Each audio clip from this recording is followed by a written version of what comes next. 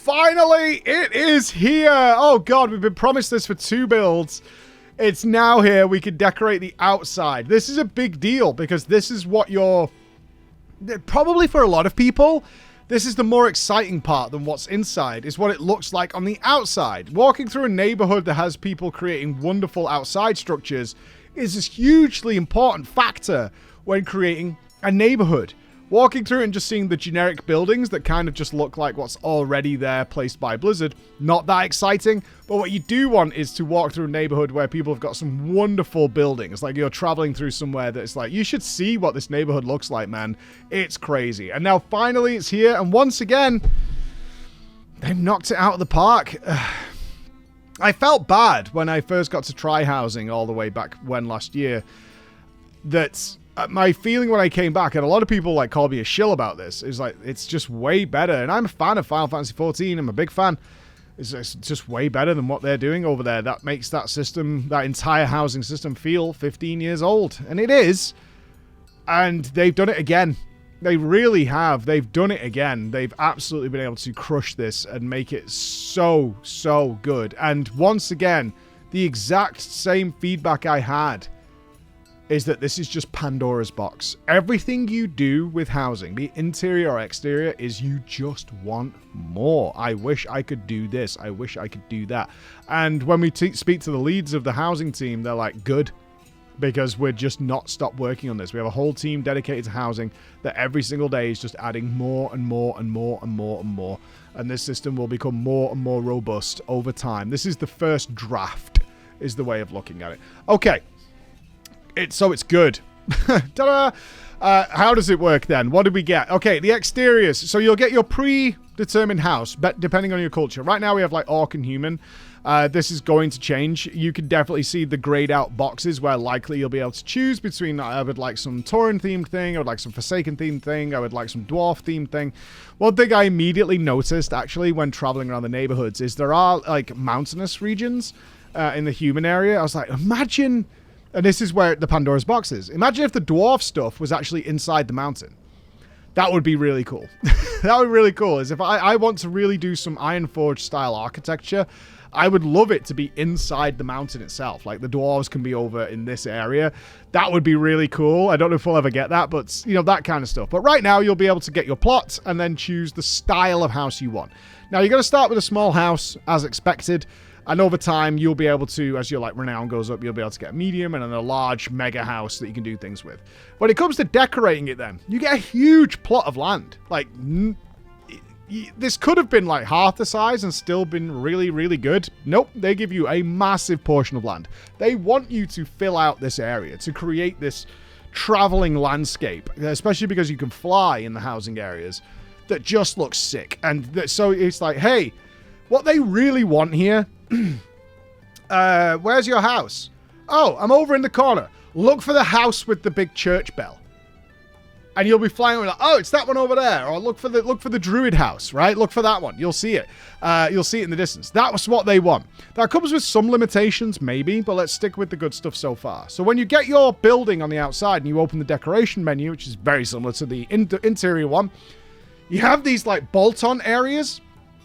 And you'll see where you can add windows, you can move the doors around, you can change chimneys, you can do all kinds of stuff. It's very limited right now.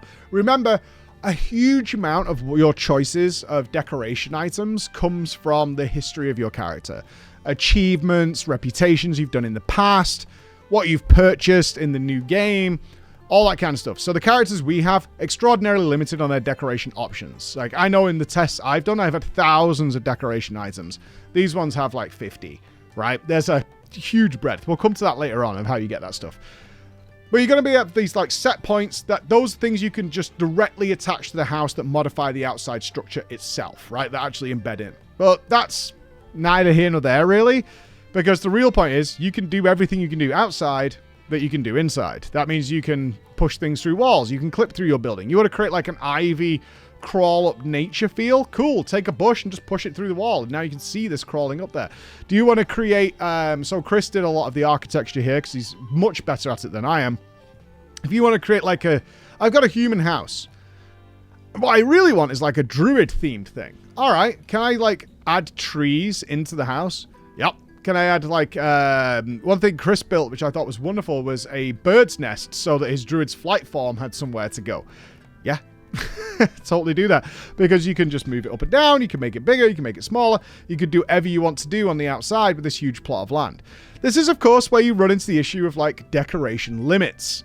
Now, we have a little bit of a fear here. We have to give criticism. The system isn't perfect, at least for what we've seen so far.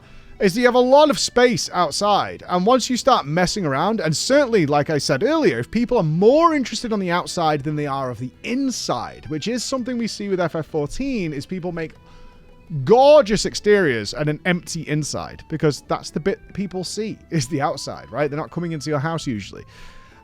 Is that we don't really see a way that that's being upped as much in the Renown. Now, this might be a server limitation. There are going to be 50 potentially large mansions in the neighborhoods with obscene amounts of decoration. They're probably limiting that maybe for now to see how this goes, because once there's loads and loads of stuff that needs to load for the game, that might be a general, just practical limitation of what's going on here. You do start to feel it a little bit with the current version, but bear in mind we cannot level Renown right now in the alpha, so it might be an imitation that eases off. We're just not seeing it in the current Renown rewards yet. But ultimately, you can scale things up. Again, another limitation here that would be nice, this came from Chris himself with the feedback, is the control area. Do you know, like in game, if there's an important NPC, you're not allowed to mount there because there's like an invisible circle near it that just says you can't mount here. You can mount in the zone, but just not right here, so people don't sit on a giant mega yak and block people talking to the NPC.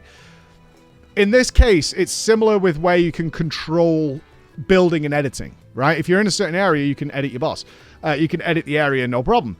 However, with a lot of verticality, that limit control area, we'll call it, is a little limited. And you can do big vertical things. We've done that. But you have to like stand on the floor and kind of maneuver up. So it could do with maybe expanding the control area for your plot. It's a little buggy right now. Like, for instance, in the alpha, we seem to be all part of the same edit process if you're in the neighborhood. So you can literally pick up somebody's house from a different plot and just move it to yours. It's just a visual thing. You're not actually stealing someone's house, but once you're in edit mode, it seems to apply to everybody nearby. So you can just grab their house and drag it over to yours. So you can see it happened here, which is pretty funny that can happen. But ultimately, if you could dream it, you can make it. I guess that's the theme of this. If you could dream it, you can make it. You can make it happen with everything that's going on outside. We had a load of questions come feedback from the first housing thing because people are now picking this up. There's going to be an open test of the housing system that they're going to let people jump in and stress test the servers. This is probably relating to what we just talked about with exterior functionality and limitations on decoration. So I'd encourage you to take part in that if you want more options and you're interested in this. Limitations of the Renown system. My biggest fear is that the Renown system would be obnoxious. It's happened many times. We all know it has, right? Is that they'll give you a little taster and then you're like, oh, well, now I need Renown 15 or whatever in order to enjoy the good stuff that comes from this. Now, the Renown track for housing is much less, which is nice. And they do start you off with a huge amount of stuff. But if you're doing incredibly complex things, believe me, housing works like this in WoW. You can spend a couple of hours making a fireplace, detailing it, pushing things through, clipping it, doing all those kind of things. Incredibly complex designs that are super detailed down to the T. You could also build an entire library of Magical Wonderland in about 20 minutes. Because you're putting things together in a way of like, I want the table here, the lamp here, I want this bookcase here, I want these floating magical books here, I want this lamp here. That stuff is all predeterministically easy to do. Whether you want to create something absolutely custom, that's where you're going to be throwing a lot of time into it, right? And having a lot of fun with it. So that variance, that distribution of what you're going to be doing here is pretty wild. Now, a lot of the decorations, we've said a few times, a lot of it comes from professions, is like what your historical. This is going to be a vehicle to encourage you to go and do what happened in the original Burning Crusade, right? What do you want? Did you like Mr. Pandaria? Cool, go and do it there. You're going to want to go to the old world and revitalize that content because you're getting housing decorations. If you really want some Pandarian themed stuff, you're probably going to go and do some Pandaria stuff to get that, right? Including old professions because they're kind of dead these days. Well, they don't have to be. We can have people go back and do some classic professions and get these really well-rounded characters in pursuit of also getting decorations. There are lots of vendors around. You'll find them in the cities. You'll find them several vendors in the housing area itself. Typically right now, these are pretty cheap. Always wary during an alpha of how these prices are going to actually play out. But you can pick up lots of things for like sub 100 gold. Some of them going like 250, right? That kind of idea. If you want to be a collector, I know you guys are out there and you want everything, then yeah, your wallet's going to have to come out probably for a lot of this stuff. But typically you're going to be looking around the cities for renowned vendors, quartermasters, that kind of thing. You can very simply, it wouldn't take a logical leap to go to the vendor in Silvermoon because you want Blood Elf architecture. That makes a lot of sense to go through with those. So those are the ideas. In terms of the dyes, the dye system. So not armor dyes, this is decoration dyes. There's simply a dye station in the housing area for scribes and whatnot to create the dyes for you. They'll be able to sell them again, reinvigorating professions, giving multiple use to those kinds of things. That is the main crux of this system. So be prepared when you log in for some achievement spam. Potentially right now, a lot of your bags filling up. When you buy items, you do have to right-click them to add them to the housing sort of inventory, so to speak. So, you know, like transmog, once you've collected it, it's just unlocked in a separate UI. It's the same thing for housing, but you do add the item to it. This can take a little while if you've got a lot of stuff. So Blizzard might want to just auto-add it. They do probably want the ability for you to sell it back if you purchased it.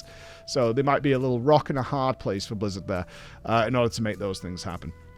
Ultimately, this thing is just wildly impressive, and we just want more and more choices, right? It's easy when you're doing the exterior to be like, man, I wish I had a bunch of walls so I can maybe reflect the interior a bit more in the exterior. I want to build balconies. I want to add, like, can I get, like, roof tiles that are the same color so I can build a fake extra building, but I can add the same roof tiles and stuff like that. They may limit that. They probably maybe don't even want to do that so that when you can actually buy bigger houses, it reflects and you don't just make a fake bigger house to go on top of it. But that's the stuff you want. I understand that the interior of these is the TARDIS, right? What it looks like inside does not reflect on the outside, but it doesn't mean I can't have some suggestion of it. So when I do sweep across there, it's like, that's my house, and it kind of looks like that inside. But it's nothing, you're just smiles with this thing. The ultimate point of this whole thing is, if you can dream it, you can build it. And that's housing right now. They've done such a stellar job. I'm really impressed with what they've done. And hopefully it's just going to get better and better, and you guys aren't going to be disappointed. So we'll wait and see. Any updates, we'll let you know. Bye, guys.